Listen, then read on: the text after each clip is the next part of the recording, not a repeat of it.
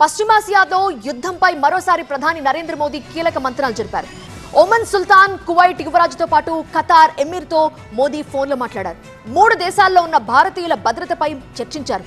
ఇప్పటి వరకు 8 గల్ఫ్ దేశాధినేతలతో ప్రధాని మోదీ మాట్లాడారు. గల్ఫ్ దేశాల అధినేతలతో ప్రధాని మోదీ మరోసారి ఫోన్లో మాట్లాడారు. ఒమన్ సుల్తాన్ హైతమ్ బిన్ తారిక్, కువైట్ యువరాజు షేక్ సబా అల్ ఖలీద్ తో చర్చలు జరిపారు.